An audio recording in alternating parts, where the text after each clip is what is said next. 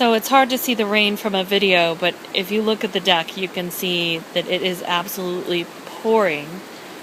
And in the background, you can hear Fish Creek just roaring. I'll pan out so you can kind of see the golf course over here off the balcony. But you can see all the water down there. That Fish Creek is usually about 3 feet wide, and it is like, oh, it's got to be about 20, 25 feet in some spots right now. And the water is raging, and it's cutting a new path. The Fish Creek probably has a new path.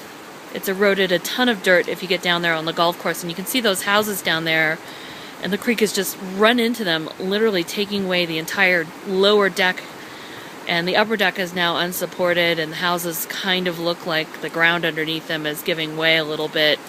They don't look as straight up and down. They look a little crooked over there. Rourke and I took a walk down there earlier, and you could see that those condos or houses or whatever you want to call them have really taken a beating. And the water has been like this since last night. In the middle of the night it started, so that's got to be really dangerous to, in the night, not be able to see everything that's going on. When we got up this morning and looked out, it was fairly shocking to see all of that. So they've evacuated some of these houses below us.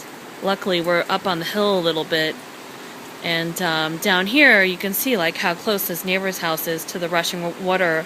So this is also Fish Creek. You can kind of see in between the trees here. I'll walk down a little bit so you can kind of take a look at that down there. But when we first got here, that river was so small. Standing here on the deck, I couldn't even see it. I could hear it a tiny bit, but now that's all you hear is this huge rushing river. So we're a little worried about this person who has the beige house here with the truck in the driveway. They don't really have a way out except to maybe cut over here to where there's a little, I don't know, just a little dirt path. If they drive around the fence, they can kind of get out and maybe come up the hill. And then on the other side of the creek, there's a little neighborhood, and it looks like the power is still on over there, and you can't see it because of the trees over here, but there are some homes that have been flooded and some people that have been evacuated, like just, you know, within a close walking distance of where we are. So it's bad. I'm going to pan up. Normally we have a great view of that ridge, that mountain ridge there. You can see the rain is falling so heavily and the clouds are really low. You can hardly see the ridge lines of the mountains, which are spectacular when it's clear.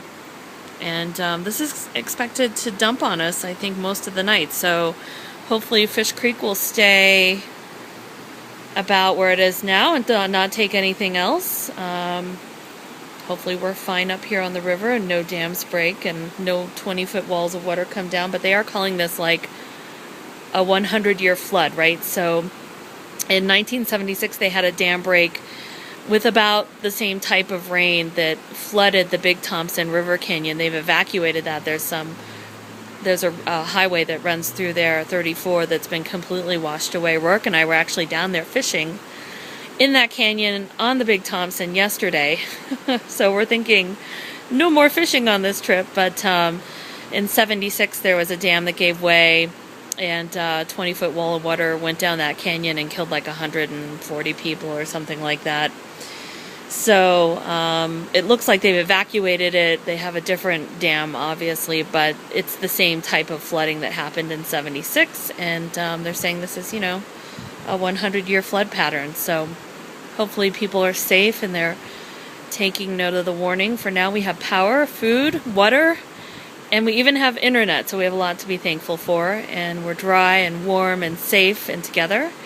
And there's really only one way out of here, but it's fairly treacherous. You know, it's that Trail Ridge Road that runs into the Rocky Mountain National Park and goes up about 12,000 feet in the air. It's fairly treacherous to get up there, and we certainly don't want to attempt it in this type of weather if we don't have to. So we're going to wait, maybe wait it out through tomorrow, and Saturday the rain's supposed to let up a little bit. And hopefully after that we'll be able to make the trip safely out of here. If not, we might be staying another day. We'll find out. All right, that's it from Estes Park. Talk to you soon.